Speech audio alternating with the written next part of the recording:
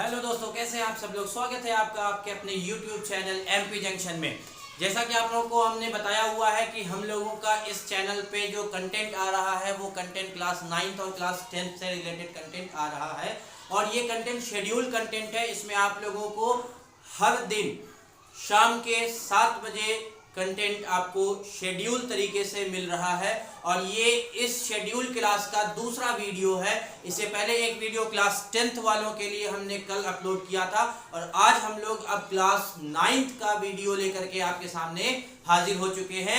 और अब हम लोग क्लास 9th की जितनी भी फिजिक्स है, जितने भी बच्चों को क्लास 9 की फिजिक्स में डर लगता है, जितने भी बच्चों को क्लास 9 की फिजिक्स में प्रॉब्लम है, इन सारे बच्चों के लिए क्लास 9th का जितना भी कंटेंट है फिजिक्स से रिलेटेड वो अब एमपी जंक्शन चैनल में, जी हाँ दोस्तों, एमपी जंक्शन चैनल में आपको वो सारा का सारा कंटेंट मिलने वाला है।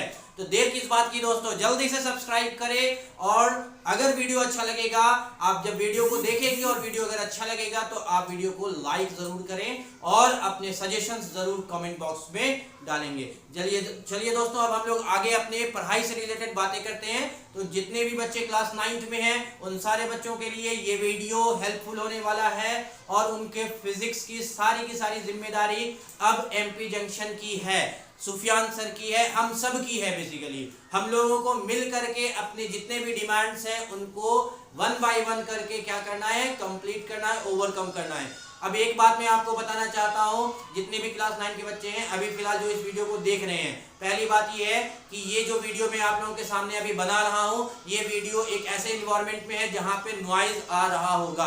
तो इस चीज को आपको अभी फिलहाल के लिए क्या करना है, फिलहाल के लिए मैनेज करना है। दूसरी बात मैं आप लोगों को बताना चाहता हूं कि यहाँ पे जो वीडियो है उसका क्वालिटी उतना अच्छा आपको नहीं मिलेगा, लाइट उतनी प्रॉपर नहीं है।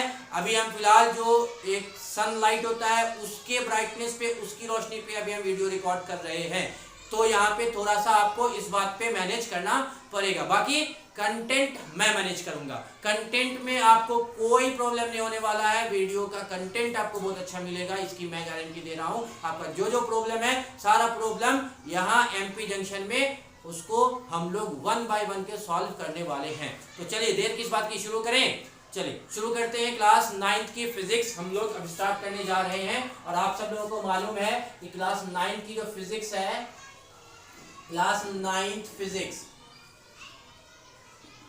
जब मैं थोड़ा सा बोलूंगा नहीं तो हो सकता है नॉइज ज्यादा होगा और जब मैं बोलूंगा तो हो सकता है नॉइज थोड़ा कम होगा।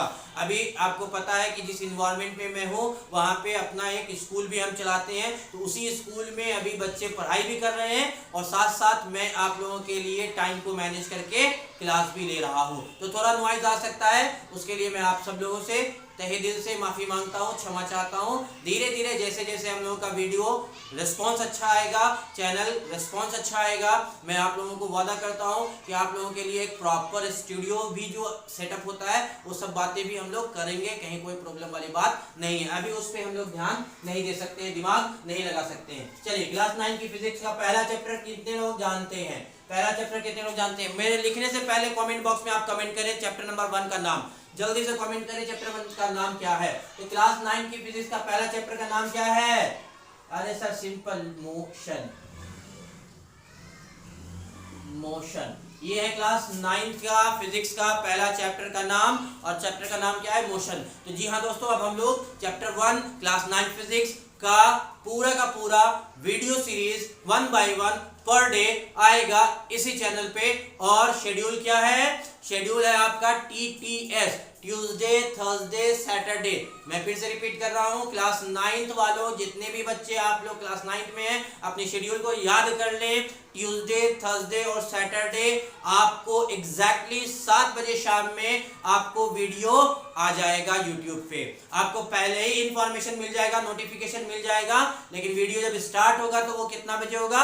7 बजे शाम में वीडियो स्टार्ट होगा। तो इसको आप लोग नोट डाउन कर लें और अपने अपने क्लास को अटेंड कर लेंगे। और जो क्लास 10th में आपके भैया या दीदी हैं उनको इन्फॉर्म कर देंगे कि उनका क्लास कब होता है। उनका क्लास होता है मंडे, वेंसडे और फ्राइडे को। जो MWF शेड्यूल है वो क्लास 10th के लिए है, टाइमिंग सेम है 7 से 8, और जो TTS शेड्यूल है वो क्लास 9 की फिजिक्स के लिए जितने बच्चे हैं उनके लिए है। बात समझ में आ गई होगी। चलिए हम लोग आगे बढ़ते हैं। तो चैप्टर हम लोगों ने नोट डाउन कर लिया है। अब आपसे कुछ रिक्वेस्ट है, उस पर मैं बात करता हूँ। पहला रिक्वेस्ट ये है कि आपको प्रॉपर वे में पढ़ाई अगर करनी है, हर एक कॉन्सेप्ट को अच्छा करना है, तो आपको अपने साथ में एक नोट्स कॉपी जरूर रखना है। क्या मैं बोल रहा हूं समझ पा रहे हैं आप? आपको जो भी मैं क्लास लूंगा उस क्लास का नोट्स प्रॉपर वे में तैयार करना है, रेडी करना है। उस नोट्स को आपको हमेशा अच्छे से रखना है, ये आपकी पहली ड्यूटी होगी। अब दूसरी ड्यूटी में बात करता हूं। जितने लोग भी अपना नोट्स बहुत अच्छा रखेंगे, उन सारे लोगों से मैं, आप सब जितने भी लोग हैं ना, उन सारे लोगों से मैं 1 बाय 1 नोट्स आपसे ही PDF बनवा करके मांगूंगा। जिनका नोट्स सबसे अच्छा होगा उनका नोट्स चैनल के डिस्क्रिप्शन बॉक्स में पब्लिश होगा उनके नाम के साथ। तो इस बात का आप लोगों को ध्यान रखना है। चलिए आगे बढ़ते हैं। मोशन चैप्टर स्टार्ट कर रहे हैं। हेडिंग लगा लिए हैं सारे लोग? हाँ या ना? सारे लोग हेडिंग लगा लिए हैं क्या? चलिए तो स्टार्ट कर रहे हैं हम लोग क्लास 9 की फिजिक्स का पहला चैप्टर, और वो क्या है? मोशन। बहुत सारे बच्चे ये चैप्टर पढ़ चुके होंगे, क्योंकि अभी जो हम लोगों का डेट चल रहा है वो ऑलमोस्ट अगस्त ओवर होने वाला है। तो बहुत सारे बच्चों ने क्लास 9 का ये चैप्टर तो पढ़ा होगा, लेकिन हो सकता है कि इस चैप्टर का जो कोर कॉन्सेप्ट है, जो इन डेप्थ कॉन्सेप्ट है, वो नहीं जानते होंगे, और जो बेसिक कॉन्सेप्ट है वो आप हो सकता है थोड़ा थोड़ा जान रहे होंगे। तो आप लोगों के लिए ये जो चैप्टर में पहले से जो स्टार्ट किया हूं, जो एकदम चैप्टर 1 से स्टार्ट किया हूं, उसका रीजन सिंपल है कि मैं आपका पूरा का पूरा जो 9th का फिजिक्स है वो स्ट्रॉन्ग करना चाहता हूं। अब इससे आपको क्या बेनिफिट मिलने वाला है बच्चों? इससे आपको एक बेनिफिट मिलेगा कि आपका रिजल्ट जो है क्लास 9 का वो अच्छा होगा।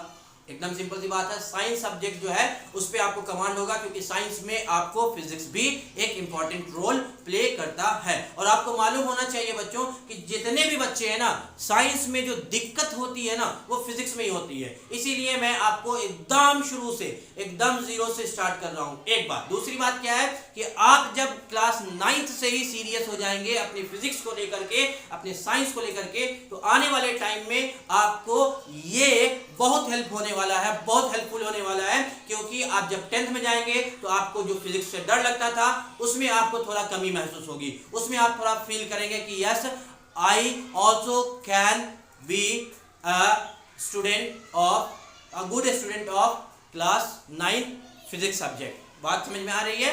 और अगर मैं आपको बात करता हूं क्लास 10th की, तो क्लास 10th में ये मैंने आपको बता दिया कि इससे डर जो है वो खत्म हो जाएगा। फिर मैं अगर आपको बताना चाहूं कि आगे चल करके क्लास 11 में जब आप जाएंगे, तो फिर आप क्लास 11 में अपने आप में ये महसूस कर सकते हैं कि हाँ, मैं भी साइंस ले सकता हूं और फिजिक्स सब्जेक्ट मैं भी पढ़ सकता हूं। तो ये जो बेसिक डर है वो आप लोगों का निकालना है, ठीक है ना? तो फिर इसीलिए हमने एकदम शुरू से स्टार्ट किया है। तो सारे लोग अपने अपने सारे काम धंधे को छोड़ करके, नहीं, सारे काम धंधे को छोड़ करके नहीं बच्चों, आपको जो अपना शेड्यूल है वो शेड्यूल के हिसाब से बाकी काम करना है, और साथ साथ बस एक लेक्चर जो है उसको देखते रहना है। तो मोशन चैप्टर सारे लोग हेडिंग लगा चुके होंगे। आई होप ज्यादा समय बर्बाद नहीं करते हैं, और अब हम लोग क्लास को स्टार्ट कर रहे हैं।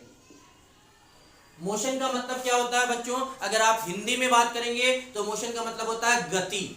मोशन का मतलब क्या होता है? गति होता है। तो हम लोग पहले 1 बाय 1 एकदम डिटेल में बात करने वाले हैं। तो पहले हम लोग एक काम करते हैं कि मोशन चैप्टर में पढ़ने क्या जाएंगे उसको देखते हैं। तो पढ़ने हम लोग जाएंगे इसमें पहले, सबसे पहले इंट्रोडक्शन पार्ट, इंट्रोडक्टरी पार्ट जिसको आप कह सकते हैं, वो पढ़ेंगे। उसके बाद हम लोग पढ़ेंगे किसको? तो हम लोग पढ़ने वाले हैं स्टेट ऑफ मोशन को। स्टेट ऑफ मोशन, मोशन के कितने स्टेट होते हैं उसको हम लोग जानने वाले हैं। फिर हम लोग क्या जानने वाले हैं? तो फिर हम लोग जानने वाले हैं कुछ पैरामीटर्स हैं जो मोशन से जुड़े हुए हैं। तो पैरामीटर्स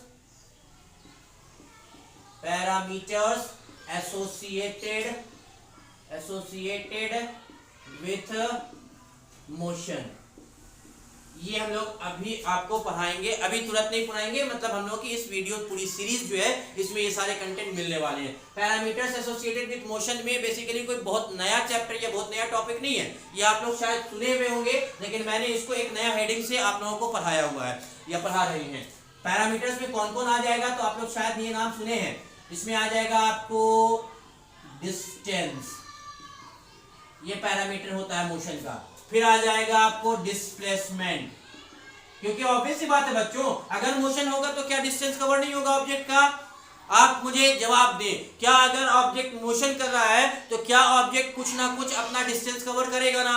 तो अगर डिस्टेंस कवर करेगा तो वो डिस्टेंस जो है वो क्या है? मोशन से जुड़ा हुआ एक पैरामीटर है। सिंपल सी बात, अगर ऑब्जेक्ट अगर मोशन करेगा तो क्या उस ऑब्जेक्ट के अंदर में डिस्प्लेसमेंट आएगा? हाँ बिल्कुल आएगा डिस्प्लेसमेंट बच्चों। तो क्या मोशन का एक पैरामीटर डिस्प्लेसमेंट भी है? तो यस, बेसिकली मोशन का दूसरा पैरामीटर क्या है? डिस्प्लेसमेंट भी है। मोशन से जुड़ा हुआ पैरामीटर एक क्या है? डिस्प्लेसमेंट भी है। अगर मैं आपको बात करता हूं कि कोई ऑब्जेक्ट मोशन कर रहा है तो क्या इसके अलावा और कोई प्रॉपर्टी और कोई पैरामीटर्स आएंगे क्या?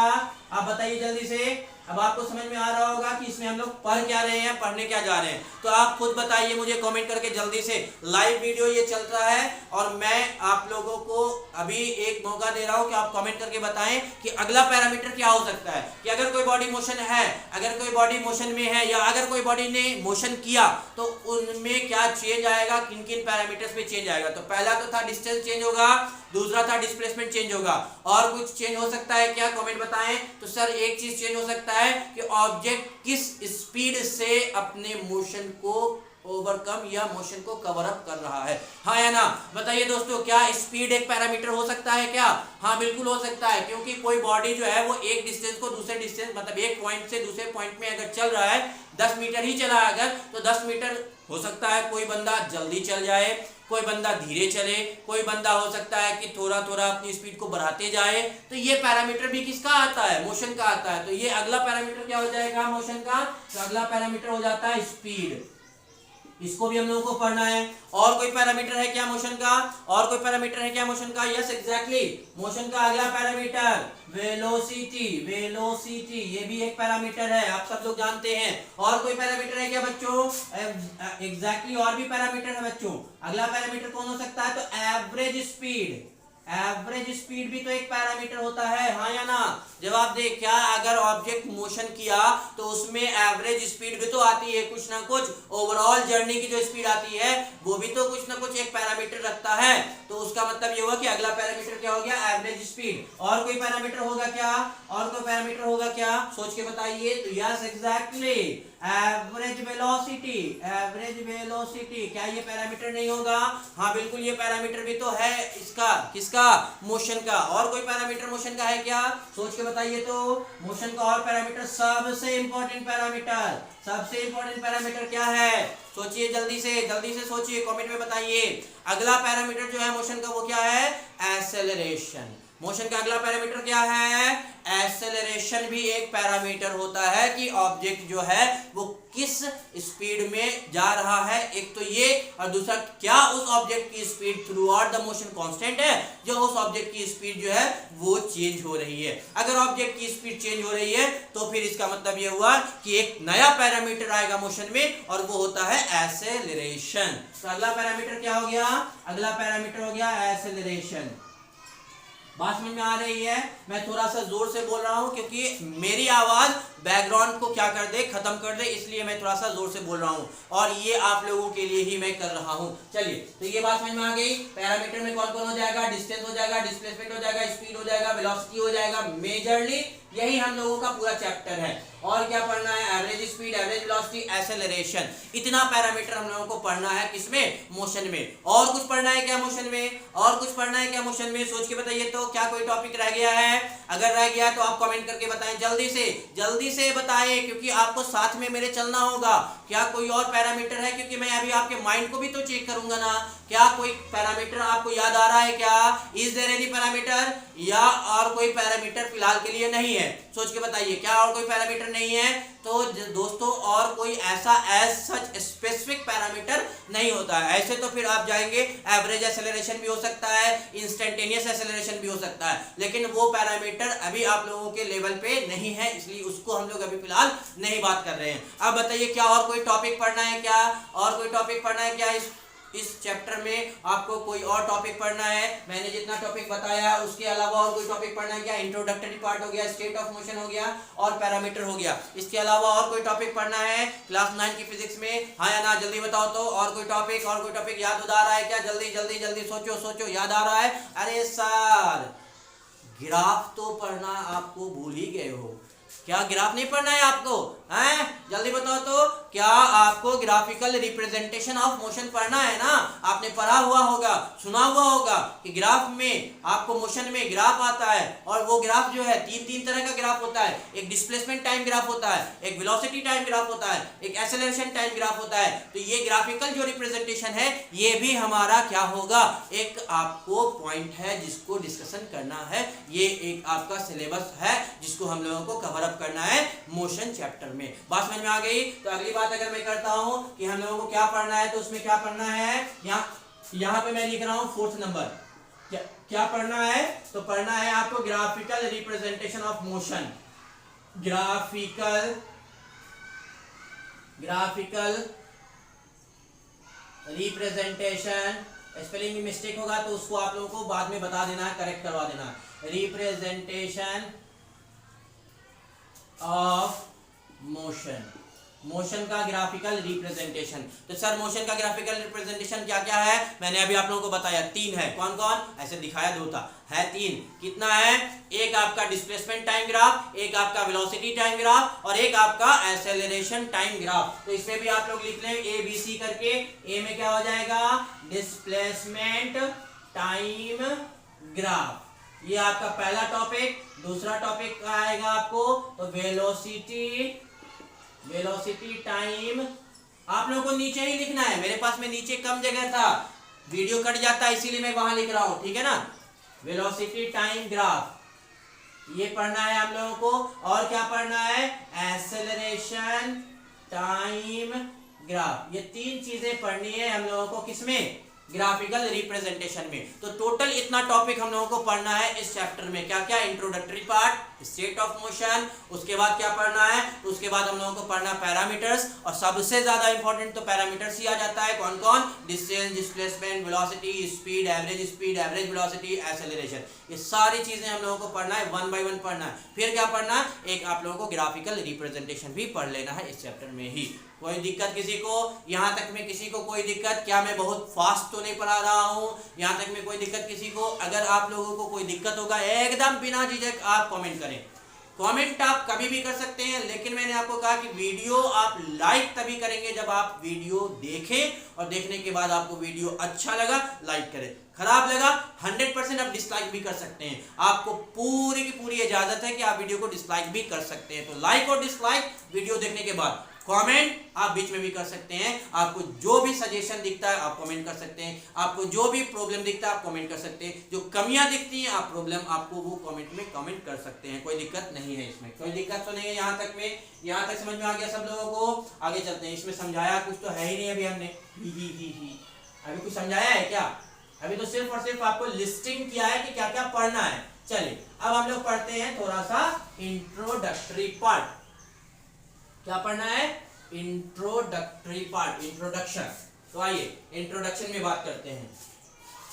अगला टॉपिक हम लोग लिख लेते हैं क्या? इंट्रोडक्शन। ठीक है, ये हम लोगों का टॉपिक हो जाएगा। आप सब लोग क्या कर लें, अपने कॉपी में क्या कर लें, हेडिंग लगा लें, इंट्रोडक्शन लगा लीजिए जल्दी से, हेडिंग इंट्रोडक्शन। आगे चलते हैं हम लोग इंट्रोडक्शन में बात करते हैं। तो देखो दोस्तों, अगर मैं आपसे बताना चाहूं कि इंट्रोडक्शन में क्या जानना है हम लोगों को, तो एक बात समझो कि मोशन की बात कब होगी और क्यों होगी। ये 2 बातें आपको इंट्रोडक्शन में पता चलेगा। मोशन की बातें कब होगी और मोशन की बातें क्यों होगी।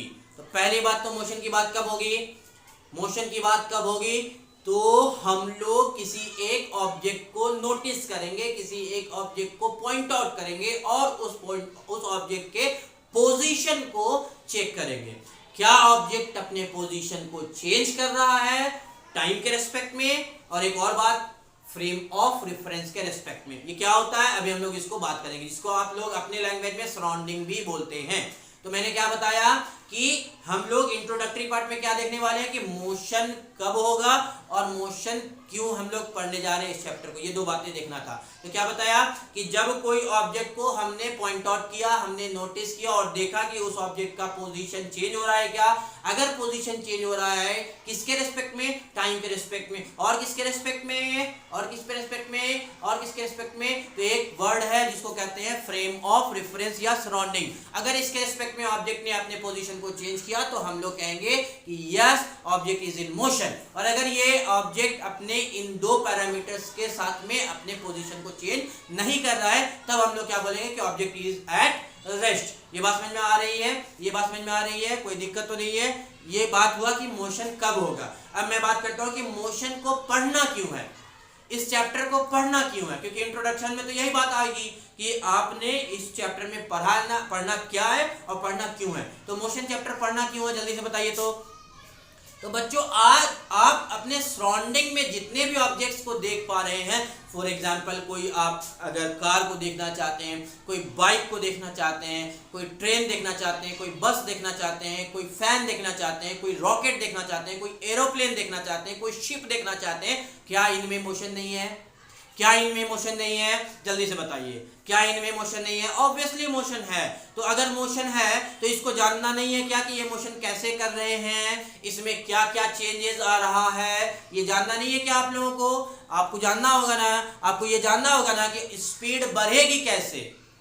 तो उसके लिए आपको क्या करना होगा, एक्सेलरेशन लाना होगा। आपको ये नहीं मालूम है कि आप अगर किसी ऑब्जेक्ट की स्पीड को कम करना चाहते हैं तो क्या करना है। तो ऑब्जेक्ट की स्पीड को आप कम करने के लिए क्या करेंगे, ब्रेक अप्लाई करेंगे। और ब्रेक भी एक तरह का क्या होता है, निगेटिव एक्सेलरेशन होता है, निगेटिव एक्सेलरेशन होता है। बात समझ में आ रही है? ये बात समझ में आ रही है कि ये सारी चीजें हम लोगों को क्या करना है, इस इंट्रोडक्शन में जानना है कि मोशन कब होगा और मोशन क्यों हमको ये चैप्टर पढ़ना है। तो अगर किसी को लिखना है तो लिख सकते हैं आप, अगर किसी को लिखना चाहें तो लिख सकते हैं। मैं एक बार डिक्टेट कर दे रहा हूं, आप इसको चाहें तो लिख लें। इंट्रोडक्शन में क्या लिखिएगा कि इन दिस चैप्टर में यहां लिखा भी दे रहा हूं, in this chapter we will come to know या we will discuss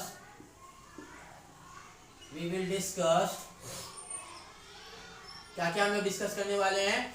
we will discuss about motion and its type.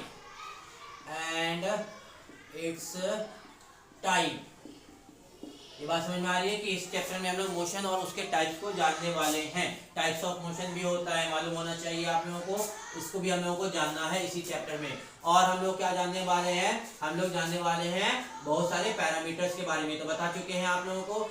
Also we will come to no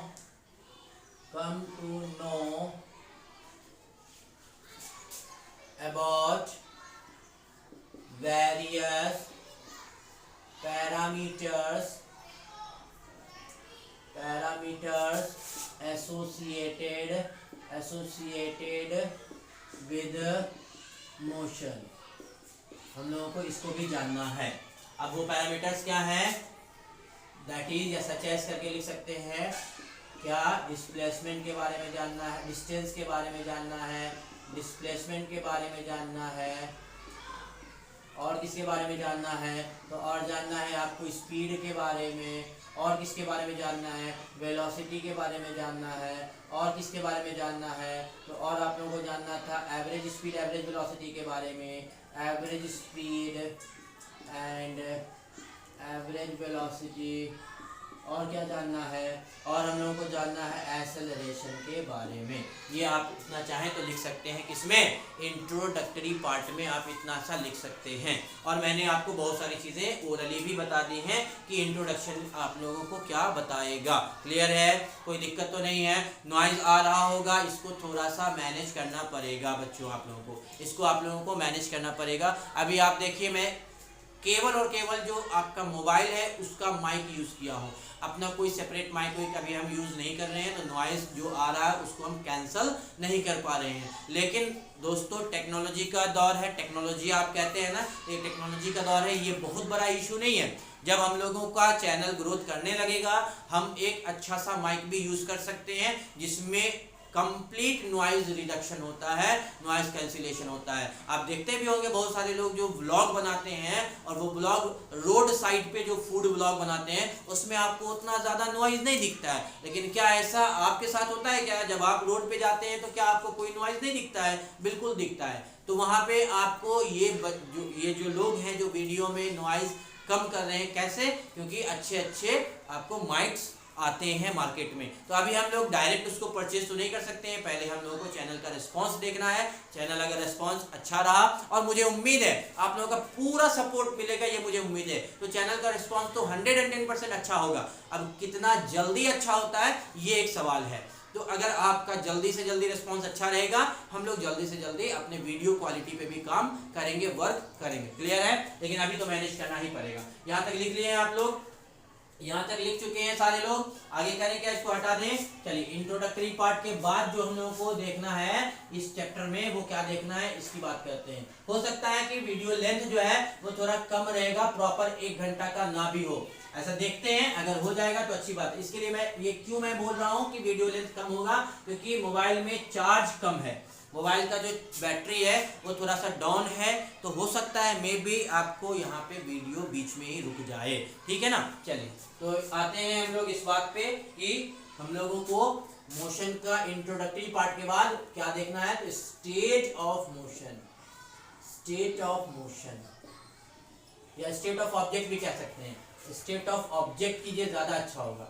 state of object कीजिए, motion नहीं, state of object. Object का कौन कौन सा अवस्था हो सकता है?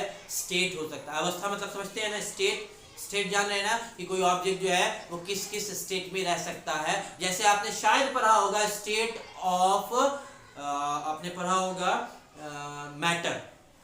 क्या आपने नहीं पढ़ा state of matter? State of matter में पढ़ा था ना कि मैटर जो है वो 3 अवस्था में रहते हैं, 3 स्टेट में रहते हैं। एक होता है सॉलिड स्टेट, एक होता है लिक्विड स्टेट, एक होता है गैस स्टेट। अब आप बोलोगे सर आपको तो पता कम है, मैटर के तो 5 स्टेट होते हैं। तो हाँ बच्चों, 5 स्टेट होते हैं, मुझे भी पता है। बात समझ में आ रही है? अभी मैंने आपको जितना आप जानते हैं उतने लेवल पे मैंने आपको बताया कि 3 स्टेट होते हैं। इसके अलावा कौन कौन स्टेट होता है? कितने लोगों को याद है? कितने लोगों को याद है? आप लोग इसको कमेंट में लिखें कि what are remaining 2 states of matter. ये कितने लोगों को याद है ये लिखें। मैं वीडियो के एंड में इसको बता दूंगा, अगर मुझे याद रहा कि ये बातें बतानी है तो मैं बता दूंगा स्टेट ऑफ मैटर कितने होते हैं। या अगर बोलिए तो अभी बता देते हैं स्टेट ऑफ मैटर कितने होते हैं। तो 5 होते हैं। एक आपका सॉलिड हो गया, लिक्विड हो गया, गैस हो गया। इसके बाद कौन होता है? इसके बाद एक होता है प्लाज्मा। इसके बाद क्या होता है? एक अलग स्टेट होता है जिसको हम लोग कहते हैं प्लाज्मा। और एक और होता है जो कि बोस-आइंस्टीन कंडेंसेट भी होता है। तो ये BEC, ये टोटल 5 स्टेट होते हैं मैटर के, ये आप लोग जानते हैं। उसी तरीके से मोशन, थोड़ा थोड़ा केमिस्ट्री हमें भी आती है, तो उसी तरीके से मोशन जो है, मोशन का भी आपको स्टेट होता है, या ऑब्जेक्ट का भी स्टेट होता है। तो ऑब्जेक्ट का जो स्टेट होता है वो ऑब्जेक्ट किस अवस्था में रह सकता है? तो या तो ऑब्जेक्ट रेस्ट में रह सकता है, या तो ऑब्जेक्ट मोशन में रह सकता है। बेसिकली 2 स्टेट होता है ऑब्जेक्ट का। और ये बात आपको अगर समझ में आ रही है तो आगे फिर हम लोग इस पे बात करेंगे। तो ऑब्जेक्ट का स्टेट में तो मेनली क्या बोलेंगे? There are 2 types of state of the object. Mainly there are 2 states of object. Object के 2 स्टेट्स होते हैं, और कौन कौन है वो? एक होता है स्टेट ऑफ रेस्ट, और एक कौन होता है? State of motion. ठीक है, ये मेनली 2 स्टेट होते हैं ऑब्जेक्ट के, या तो ऑब्जेक्ट रुका हुआ होगा या तो ऑब्जेक्ट मोशन में होगा। ये बात क्लियर है? अच्छा, पहचानेंगे कैसे कि ऑब्जेक्ट रेस्ट में है या ऑब्जेक्ट मोशन में है? तो उसकी बात हम लोग अभी किए नहीं है। आपको कुछ ऑब्जेक्ट जो दिख रहा है कि वो मोशन में है, लेकिन हो सकता है वो रेस्ट में हो। कुछ ऑब्जेक्ट जो आपको रेस्ट में दिख रहा है वो हो सकता है मोशन में हो। तो ये बातें अभी आपको पूरी तरीके से पता नहीं है आप, इसलिए अभी थोड़ा सब्र करें, रुको जरा, सब्र करो। अभी देखो आप लोग ध्यान से, बहुत कुछ बताऊंगा मैं आप लोगों को। पहले तो अभी सिर्फ नाम नोट कर लेना कि 2 तरह का स्टेट होता है ऑब्जेक्ट का, एक होता है स्टेट ऑफ रेस्ट और एक होता है स्टेट ऑफ मोशन। बोलो कोई दिक्कत नहीं ना? अब बात करते हैं what is state of rest. तो पहला टॉपिक क्या है अब? State of rest. तो ध्यान से बच्चा एक चीज याद रखना कि आपको मोशन को चेक करना है या ऑब्जेक्ट के स्टेट को चेक करना है कि ऑब्जेक्ट रेस्ट में है या मोशन में है। उसके लिए आपको दो चीजों की जरूरत पड़ेगी। याद रखना मैं क्या बोल रहा हूं, इसको सुनो। कोई ऑब्जेक्ट रेस्ट में है या कोई ऑब्जेक्ट मोशन में है, उसको जानना अगर है, उसको चेक करना अगर है, तो आपको उसके लिए दो चीजों की जरूरत पड़ेगी। किन किन चीजों की जरूरत पड़ेगी वो अभी बता रहा हूं। पहला टाइम। आपको टाइम को हेल्प लेना पड़ेगा मोशन को कैटेगराइज करने के लिए या ऑब्जेक्ट के स्टेट को चेक करने के लिए। और क्या चीज आपकी जरूरत पड़ने वाली है, दूसरी चीज आपको किस चीज की जरूरत पड़ेगी, तो दूसरा है आपको फ्रेम ऑफ रेफरेंस। ये क्या होता है अभी हम आपको इसको आगे बता देंगे। इसको आप अपने लैंग्वेज में क्या जानते हैं, तो सराउंडिंग। इसको आप अपने लैंग्वेज में क्या बोलते हैं, सराउंडिंग। तो या तो फ्रेम ऑफ रेफरेंस आप बोलिए या तो आप सराउंडिंग बोलिए। तो इन दो चीजों की जरूरत पड़ेगी किसी भी ऑब्जेक्ट के स्टेट को आइडेंटिफाई करने के लिए, किसी भी ऑब्जेक्ट के स्टेट को चेक करने के लिए कि whether it is in rest या इट इज एट रेस्ट और इट इज इन मोशन। ये बात समझ में आ रही है। अब मैं बात करता हूं कैसे पहचानेंगे कि कोई ऑब्जेक्ट रेस्ट में है या कैसे पहचानेंगे कि कोई ऑब्जेक्ट मोशन में है। उसके लिए मैं आपको एक छोटा सा सिचुएशन दे रहा हूं, एक छोटा सा आपको क्या दे रहा हूं, सिचुएशन दे रहा हूं। आप इस सिचुएशन को इमेजिन करें और उसके बाद फिर आप खुद ही बताएंगे कि सर ये तो रेस्ट है, सर ये तो मोशन है। बात समझ में आ रही है। क्या है वो आपका सिचुएशन, इसको समझो। मान लेते हैं यहाँ पे एक इंसान है, ठीक है ना, एक इंसान है और ये इस तरफ देख रहा है, ठीक है, ये उस तरफ देख रहा है। बात समझ में आ रही है। थोड़ा छोटा हो सकता है डायग्राम, समझना। और ये इंसान ने इस यहाँ पे रखे हुए एक ऑब्जेक्ट को देखा। अब ये ऑब्जेक्ट है और ये कोई एक इंसान है। इसको हम लोग इंसान ना बोल करके, ह्यूमन बीइंग ना बोल करके कोई और वर्ड बोलेंगे और इसको हम लोग बोलेंगे ऑब्जर्वर। ठीक है। एक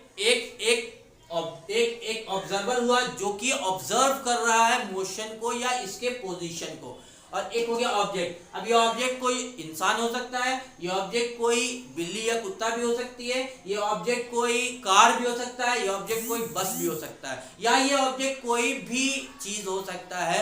फॉर एग्जाम्पल कोई ट्री हो सकती है, कुछ भी हो सकता है। क्लियर है। तो यहाँ पे आपको दो सिचुएशन मैंने दिया है, क्या है, एक ऑब्जर्वर और एक ऑब्जेक्ट, एक देखने वाला और एक जिसको देख रहे हैं वो। क्लियर हो गया। तो जो ऑब्जर्वर है उसने ऑब्जर्व किया, क्या ऑब्जर्व किया कि कुछ टाइम पे, जैसे मान लेते हैं 10 बजे, कुछ टाइम पे ऑब्जेक्ट का पोजीशन P1 था। ऑब्जेक्ट का पोजीशन कितना था, P1, मतलब कि ऑब्जेक्ट फर्स्ट पोजीशन पे था, ऑब्जेक्ट इस पोजीशन पे था। क्लियर है। थोड़े देर के बाद, कुछ समय के बाद, मान लेते हैं वो समय हो सकता है 5 मिनट भी हो, वो समय हो सकता है 5 सेकंड भी हो, वो समय हो सकता है 2 मिनट भी हो। कुछ सेकंड के बाद, टी टाइम के बाद, उस ऑब्जेक्ट का पोजीशन जो है, वो ऑब्जेक्ट का पोजीशन यहां आ गया। वो ऑब्जेक्ट का पोजीशन क्या हो गया, यहां आ गया। तो आप एक सिचुएशन ये समझ में आया, एक सिचुएशन ये आप लोगों को समझ में आ गया कि एक ऑब्जर्वर है और एक ऑब्जेक्ट है। ऑब्जर्वर ने क्या ऑब्जर्व किया कि आपको इनिशियली ऑब्जेक्ट यहां पे था और फिर कुछ समय के बाद ऑब्जेक्ट यहां पे आ गया P2 पोजीशन पे। तो यहां पे जब आया होगा तो ऑब्वियस सी बात है कि क्या फिक्स है कि ये ऐसे जाएगा या ये ऐसे जाएगा या ये ऐसे घूम घाम करके जाएगा या इधर से घूम घाम करके जाएगा, ये आपको कुछ भी अभी फिक्स नहीं है। कैसे भी जा सकता है, उससे कोई बात नहीं है। फिलहाल ऑब्जर्वर ने बस एक चीज को ऑब्जर्व किया, उसके पोजीशन को। किसके पोजीशन को, ऑब्जेक्ट के पोजीशन को। क्या ऑब्जर्व किया कि ऑब्जेक्ट ने इनिशियली P1 पोजीशन पे थे और फिर आपको ऑब्जेक्ट थोड़ी देर के बाद P2 पोजीशन पे वो पहुंच गया। ये बात समझ में आ गई, ये बात समझ में आ गई। एक सिचुएशन है, ये एक सिचुएशन हुआ, सिचुएशन नंबर 1, ठीक है। अब मैं एक दूसरा सिचुएशन आपके सामने रख रहा हूं, तब मैं आप इस डेफिनेशन को बता पाऊंगा, बात समझ में आ रही है। अच्छा, अभी आप लोगों को बनाना नहीं है, अगर बना लिए तो कोई बात नहीं है, बना लिए तो कोई बात नहीं है, अगर नहीं बनाए तो अभी रुक जाना, मैं बताऊंगा किस टाइप से कैसे बनाना है। चलिए दूसरा सिचुएशन में दे रहा हूं आप लोगों को, सिचुएशन नंबर 2। दूसरा सिचुएशन क्या है? दूसरा सिचुएशन ये है कि एक ऑब्जर्वर है, अगेन ये ऑब्जर्वर है, ठीक है, और इसने इस तरफ क्या किया, देखा किसी को।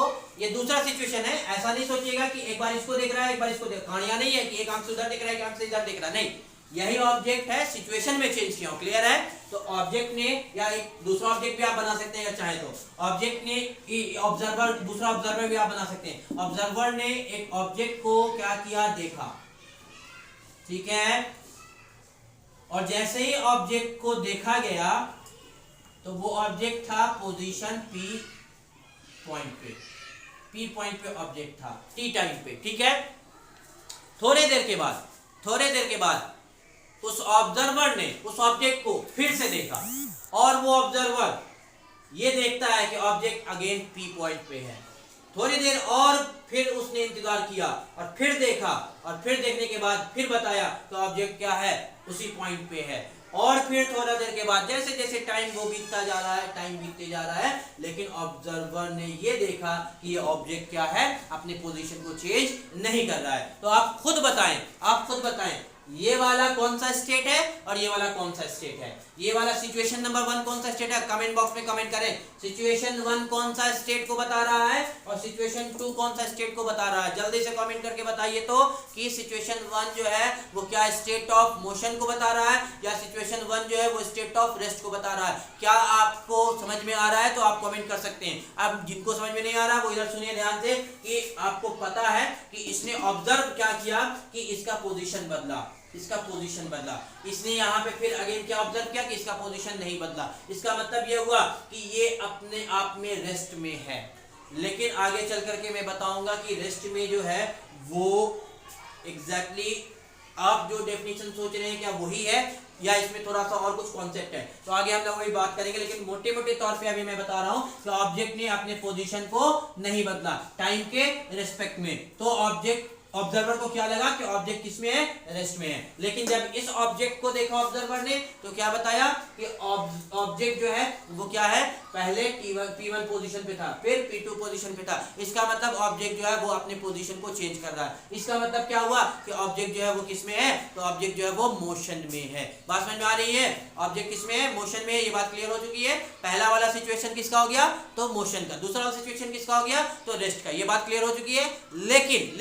लेकिन थोड़ा सोचिए और समझिए और इस पे गौर कीजिए। क्या कोई ऑब्जेक्ट इस सिचुएशन से अलग एक तीसरा सिचुएशन देते हैं, उसको बनाना नहीं है। एक तीसरा सिचुएशन क्या है, इमेजिन कीजिए कि आप एक बस के अंदर हो, एक दूसरा और भी पैसेंजर है उसी बस के अंदर। आप भी अपने सीट पे बैठे हुए हो, वो भी अपने सीट पे बैठा हुआ है। क्लियर है? अब आप दूसरे ऑब्जेक्ट को या दूसरा पैसेंजर को अपने अंदर में जो इमेजिनेशन करना है आप कर सकते हैं कि हु इज दैट वन। ये आप समझ सकते हैं आप किसको इमेजिन करना चाहते हैं। जो भी पर्सन सबसे अच्छा आपके इमेजिनेशन में आता है आप उसको इमेजिन कर लीजिए कि आप एक बस में हो, लॉन्ग ड्राइव पे नहीं है, एक सिंपल से बस में है, और एक बस के अंदर आप बैठे हुए हैं और दूसरे सीट पे एक और पैसेंजर बैठा हुआ है या बैठी हुई है। ठीक है, अब आपने क्या देखा कि वो पैसेंजर अपने पोजीशन को चेंज नहीं कर रहा है। वो जो पैसेंजर है वो टाइम के रिस्पेक्ट में अपने पोजीशन को चेंज नहीं कर रहा है। ठीक है, तो यहां से आप क्या कंक्लूजन निकाला कि वो रेस्ट में है। यहां से आप क्या कंक्लूजन निकाल रहे हैं कि वो रेस्ट में है। ओके सर, मान लेते हैं। लेकिन क्या यही सिचुएशन वो ऑब्जेक्ट को या वो पैसेंजर को जब देखा था आपने, तो क्या यही सिचुएशन आपको जब बस चल रही है तब भी दिखेगा? क्योंकि आपने तो बाहर नहीं देखा ना, आपने क्या देखा, उस ऑब्जेक्ट को, उस पैसेंजर को। तो उस पैसेंजर को देखा कि वो अपने सीट को छोड़ करके बाहर नहीं आ रही है या आ रहा है, वो अपने उस क्या बोलते हैं सीट के जो बीच में जो जगह होता है उसमें मोशन नहीं कर रहा है या कर रही है, वो अपने सीट पे बैठा हुआ है कंटिन्यू। तो आप क्या सोचेंगे कि वो ऑब्जेक्ट जो है वो रेस्ट में है। लेकिन बाहर से किसी ने देखा अगर, तो बाहर से ये देखा कि बस चल रही है, और अगर बस चल रही है तो सिंपल सी बात है कि उसको क्या दिखेगा कि वो जो पैसेंजर था जिसे आप देख रहे थे वो मोशन में है। तो वही ऑब्जेक्ट आपके लिए रेस्ट में हुआ, लेकिन वही ऑब्जेक्ट बाहर वालों के लिए मोशन में हुआ। तो इसका मतलब ये हुआ कि ऑब्जेक्ट का जो स्टेट है उसमें कुछ ना कुछ जो स्टेट को डिफाइन करने में कमियां हैं, और वो कमी क्या है? तो सराउंडिंग, जिसे हम लोग फ्रेम ऑफ रेफरेंस भी बोलते हैं, जिसे हम लोग फ्रेम ऑफ रेफरेंस भी बोलते हैं। एक दूसरा एग्जांपल आपको मैं देना चाहता हूँ। दूसरा एग्जांपल क्या हो सकता है? दूसरा एग्जांपल सिंपल है कि आप एक कार के अंदर हैं, आपके सामने भी एक दूसरी कार है, और आपने क्या देखा? आपने ये देखा कि कंटिन्यू में आपकी कार और आगे वाली कार के बीच का जो डिस्टेंस है वो कंटिन्यू सेम है। ना ही आपकी कार उसको ओवरटेक कर रहा है और ना ही वो कार आपसे और आगे निकल रही है। दोनों के बीच का जो फासला है कंटिन्यू सेम है। क्या आपको ऐसा महसूस नहीं होगा कि अगेन वो जो सामने वाली कार है वो रेस्ट में है? क्योंकि आपका पोजीशन जो है वो आपको आप जब रोड पे देखेंगे ना तो आपको लगेगा कि नहीं वो मोशन में है, लेकिन जब आप उस कार को देखेंगे, आप ऐसा फील करना, जब आप उस कार पे नोटिस करेंगे, पॉइंट आउट करेंगे, तो आपको लगेगा कि आपका और आपकी उस कार के बीच का डिस्टेंस कंटिन्यू सेम है। ऐसा प्रतीत होगा, ऐसा महसूस होगा कि वो कार किसमें है? रेस्ट में है। लेकिन एज सच ऐसा नहीं होता है। तो इसका मतलब ये हुआ कि कुछ ना कुछ तो मिसिंग है यहाँ पे, और क्या मिसिंग है उस पे मैं बात करता हूँ, जो बात कर भी चुका हूँ, सराउंडिंग या फ्रेम ऑफ रेफरेंस। एक तीसरा एग्जांपल भी अगर आप देखना चाहते हैं तो तीसरा एग्जांपल आप देखिए। आप अपने घर के अंदर हैं और घर के अंदर आपका फैन एक जगह पे रुका हुआ है, या कोई एक कुर्सी, कोई एक चेयर, कोई एक टेबल, कोई एक बेड आपका वहां पे स्टेबल है, रुका हुआ है। तो आप क्या मानेंगे, आप क्या जानेंगे कि वो जो बेड है या वो जो चेयर है या जो वो फैन है वो क्या है? रेस्ट पे है। ऑब्वियस सी बात है, रेस्ट पे है। लेकिन अगर पॉसिबिलिटी अगर आप देखेंगे कि इस चेयर को, इस बेड को या इस फैन को जो कि आपके घर के अंदर था, अगर कोई बंदा हमारे अर्थ के प्लेनेट से बाहर जाके देखता, ऐसा ये पॉसिबल तो नहीं था कि वो बाहर जाके देखेगा। ऑब्वियस सी बात है कि आपको वो थोड़े दिखने वाला है। लेकिन मैं एक सिचुएशन आपके सामने रख रहा हूँ कि अगर वो ऑब्जेक्ट को आप अर्थ के बाहर से देखेंगे ना, तो फिर आप ये मानेंगे, ये जानेंगे कि वो ऑब्जेक्ट मोशन में है। क्यों? क्योंकि अभी आपको बताया बस के अंदर बैठा हुआ जो आदमी था वो रेस्ट में दिख रहा था, लेकिन बस अगर चल रही थी तो वो भी मोशन में था। उसी तरीके से ओवरऑल पूरी की पूरी जो अर्थ है वो तो मोशन में है, कंटिन्यू मोशन में है। आपको पता है जो हमारे प्लेनेट है, उस प्लेनेट में अर्थ जो होता है वो अपने गैलेक्सी में क्या करते हैं? कंटिन्यू चक्कर लगा रहे हैं। इसका मतलब ये हुआ कि अर्थ तो मोशन में है, तभी तो दिन का होना और रात का होना पॉसिबल हो पा रहा है।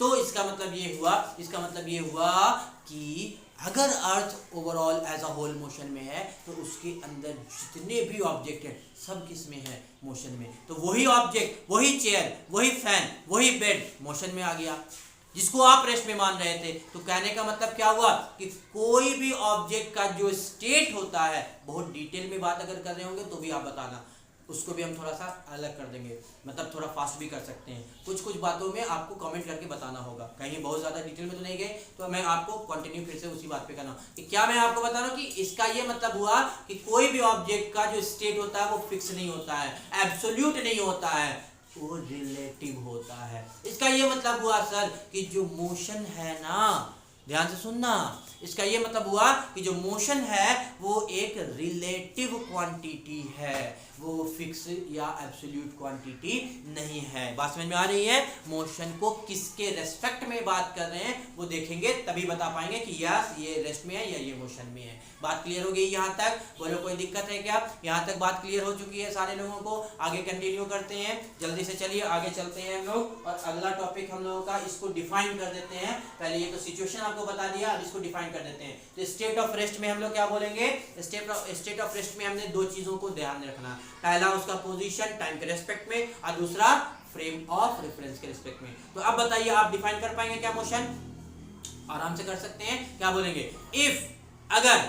if an object या if the position of an object does not change with respect to time and frame of reference or surrounding, then we can say that the object is at rest.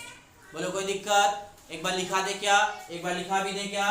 चलिए लिखा देते हैं, जिनको लिखना होगा लिख लेंगे, जिनको लिखना होगा लिख लेंगे। अच्छा एक और जरूरी बात उसको समझिए। अभी आपको ऐसा प्रतीत हो रहा है कि ये वीडियो जो है वो लाइव है, क्योंकि ये एग्जैक्टली 7 बजे शाम में स्टार्ट हो रहा है। लेकिन ये वीडियो लाइव नहीं है, ये रिकॉर्डेड वीडियो है। तो अब आपको एक इसमें फैसिलिटी मिल जाती है कि आप चाहें अगर तो आप इस वीडियो की स्पीड को घटा या बढ़ा सकते हैं। ये आपको एक फैसिलिटी मिल जाती है। आपको यहाँ पे एक सेटिंग में जाइएगा, जब आप वीडियो अभी देख रहे हैं तो आप सेटिंग कॉर्नर में आपको देखिएगा, ऊपर में जो कॉर्नर है राइट साइड में आपको एक सेटिंग दिख रहा है, सेटिंग में जाइए और स्पीड को आप चेंज कर सकते हैं। तो ये लाइव वीडियो जो चल रहा है अभी आपका, उसका स्पीड भी थोड़ा सा बढ़ जाएगा। तो अगर जिनको वो रिक्वायरमेंट है वो कर सकते हैं। चलिए आगे चलते हैं। तो हम लोग एक बार स्टेट ऑफ रेस्ट जो था उसको डिफाइन कर देते हैं। स्टेट ऑफ रेस्ट इसको डिफाइन कर देते हैं। तो क्या बोलेंगे स्टेट ऑफ रेस्ट में? बोलेंगे when the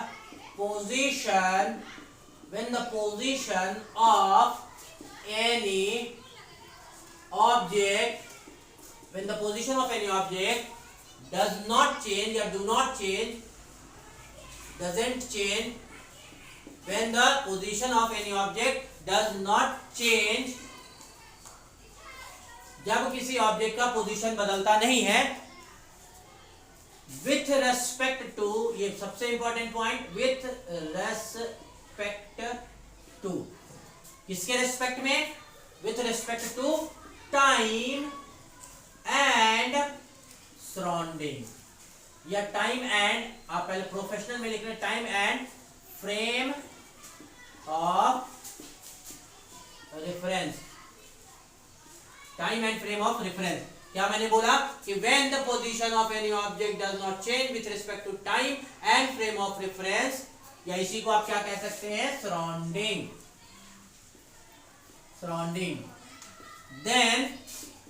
then we can say that, क्या हम कहेंगे? then we can say that the object is at rest, the object is at rest। बात क्लियर हो गई? स्टेट ऑफ रेस्ट का आपको कंसेप्ट समझ में आ चुका है, कोई दिक्कत तो नहीं है? आपको स्टेट ऑफ कंसेप्ट समझ में आ गया? स्टेट ऑफ रेस्ट किसको कहते हैं? बोलो, कोई दिक्कत है क्या?